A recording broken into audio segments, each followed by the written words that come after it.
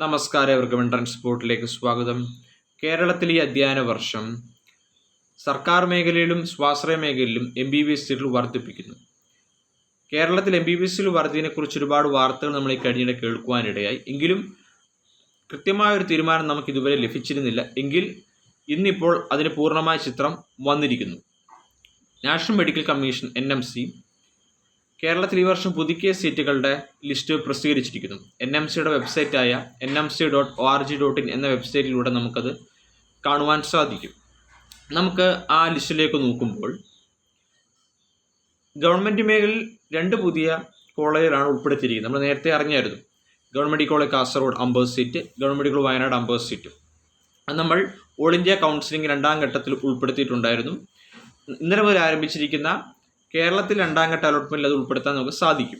എന്നാൽ പ്രൈവറ്റ് മേഖലയിൽ കൂടിയിരിക്കുന്ന സീറ്റുകൾ നമുക്ക് 3ാം ഘട്ടം മുതൽ ഉൾപ്പെടുത്താൻ സാധിക്കുകയുള്ളൂ. പ്രൈവറ്റ് മേഖലയിൽ നമുക്കൊരു പുതിയ കോളേജ് വന്നിട്ടുണ്ട്. കേരള മെഡിക്കൽ കോളേജ് മാങ്ങോട്, പാലക്കാട് ഡിസ്ട്രിക്റ്റിലാണ് 150 seat.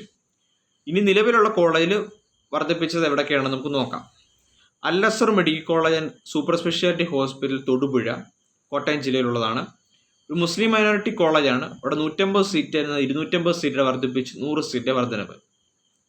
Jubilee mission medical college and research foundation Thrissur, ഒരു ക്രിസ്ത്യൻ മൈനോറിറ്റി കോളേജാണ്. 100 സീറ്റ് 150 സീറ്റ് വർദ്ധിപ്പിച്ചു 50 സീറ്റ് വർധനവ്. മലബാർ മെഡിക്കൽ കോളേജ് കോഴിക്കോടുള്ള ഒരു നോൺ മൈനോറിറ്റി കോളേജ്, ജനറൽ കോളേജാണ്. 200 സീറ്റ് 250 വർദ്ധിപ്പിച്ചു 50 സീറ്റ് വർധനവ്. PK institute of medical science പാലക്കാടുള്ള അതൊരു നോൺ മൈനോറിറ്റി ജനറൽ കോളേജാണ്. 200 250 സീറ്റ് വർദ്ധിപ്പിച്ചു 50 സീറ്റ് വർധനവ്.